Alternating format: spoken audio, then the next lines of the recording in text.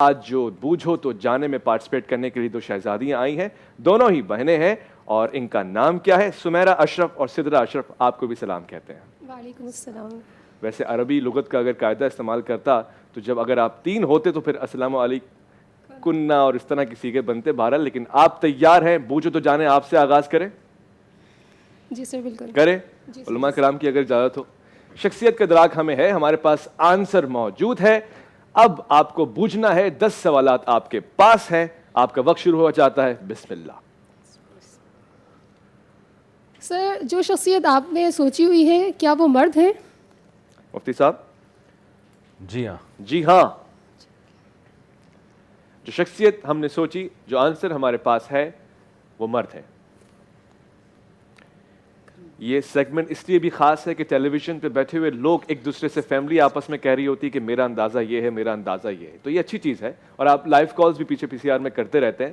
ہم وقت بہت کم رکھتے ہیں اور علماء کرام سے حکمت کی باتیں سننا چاہتے ہیں, اس لیے ہم بعض اوقات آپ کی کالز نہیں لے پاتے. میں اس کے لیے معذرت خواہ ہوں, مگر ان سے آج ضرور جانیں گے کہ کیا جواب ہے آپ کے پاس. دوسرا سوال کیا پوچھیں گی؟ سر جو شخصیت آپ کے ذہن میں موجود ہے کیا انہوں نے مکہ سے مدینہ ہجرت کی؟ جی ہاں. جی ہاں. ڈاکٹر صاحب نے فرمایا جی ہاں, مکہ سے مدینہ ہجرت کی ہے. نہیں ہے منت کش تاب شنیدن داستاں میری, خاموشی گفتگو ہے بے زبانی ہے زباں میری. اور یہ دستور زباں بندی ہے کیسا تیری محفل کا, یہاں تو بات کرنے کو ترستی ہے زباں میری. تو بہت سارے سوالات آج آپ کی طرف سے جو آئے ہیں میں پوچھوں گا, مگر بوجھو تو جانے میں پہلے ہم شخصیت کو بوجھیں گے, اس کے بعد سوالوں کی طرف جائیں گے. تیسرا سوال کیا پوچھیں گے؟ سر کیا وہ شخصیت علم فقہ میں نمایاں خصوصیت رکھتی ہیں؟ نہیں. ڈاکٹر صاحب نے کہا نہیں. آپ کے لیے آسان کر دیا. علم فقہ میں نمایاں اعجاز اور افتخار اور اس کی شناسائی اس حوالے سے نہیں ہے. ان کی شناخت یہ نہیں, شناخت یہ اس حوالے سے معروف نہیں ہے. خوبصورت. علامہ صاحب کیسا دیکھ رہے ہیں یہ جو سیگمنٹ ہے؟ اس سے مجھے دلی لگاؤ بھی ہے, کیونکہ آج کی نئی نسل کو ہم کسی نہ کسی طریقے سے معرفت اور آگاہی اور شعور دے رہے ہیں ان شخصیات کے حوالے سے. ٹھیک ہے, مناسب ہے, ایسا ہونا چاہیے. میرا تو خیال یہ ہے کہ جو لوگ یہاں پر آتے ہیں اور ان سوال و جواب میں حصہ لیتے ہیں ان سے زیادہ دیکھنے والوں کا فائدہ ہوتا ہے. صحیح کہہ رہے ہیں. اور ان کو بھی سوچنے کا بہت بڑا موقع ملتا ہے. ایک زمانے میں پی ٹی وی کے اندر کسوٹی کے نام سے یہ پروگرام چلتا تھا, اور اس میں 20 سوالات کے جواب میں بندے تلاش کر لیتے تھے کہ وہ کون ہے.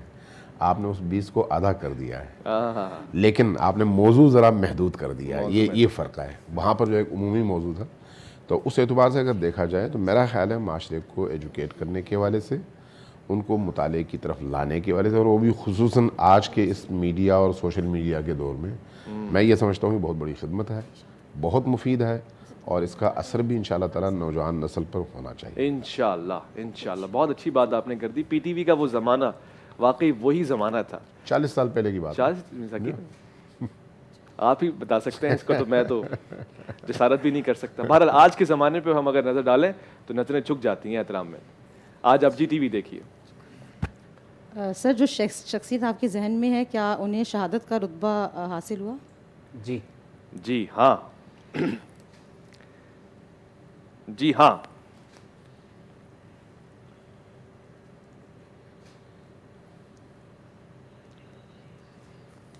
سر ان شخصیت کا قرآن پاک میں تذکرہ موجود ہے؟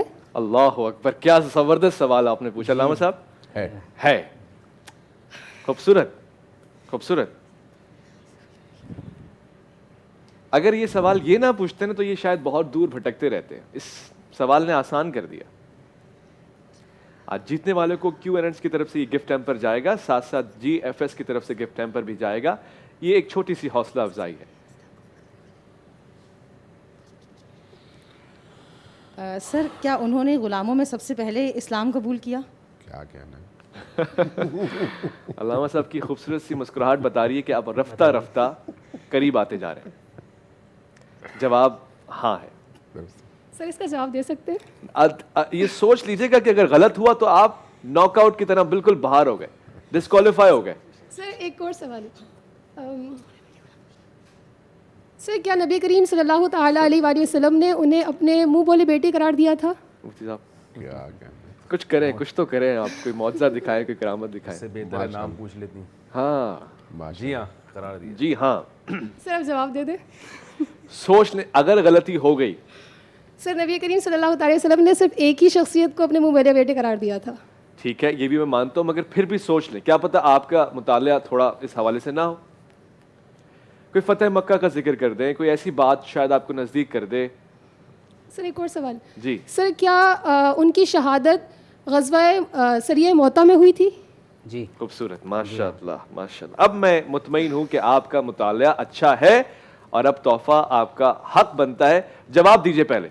वैसे इनसे पहले ये पूछना चाहिए कि आप किन वजूहात के तहत यहाँ पर पहुँची, हाँ, यानी वो कौन से मुहर्रिकात क्या hints थे, वो कौन से मुहर्रिकात थे कि आप इतनी जल्दी पहुँच गई? ये ज़रा बताइए आप हमें, ये ज़रा बताइए हमें किन पॉइंट से आप करीब आई हैं। शख्सियत के दराक कैसे मुमकिन होता है कि जो नाजरीन है फिर वो उन पॉइंट्स को देखें। अच्छा, जबकि अच्छी बात, बहुत बड़ी तादाद है ना, जी। तो जो सवाल इन्होंने किए हैं बड़े अच्छे सवाल, बड़े अच्छे रेलेवेंट सवाल हैं तो सारे। इसका मतलब ये है कि कोई ना कोई जहन में वो था, हाँ। वो क्या चीज़ें थी जिनकी वजह से इतनी जल्दी पहुँच गई? हाँ, सही कह रहे हैं।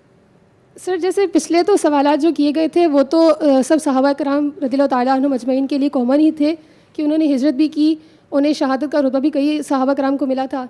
सही।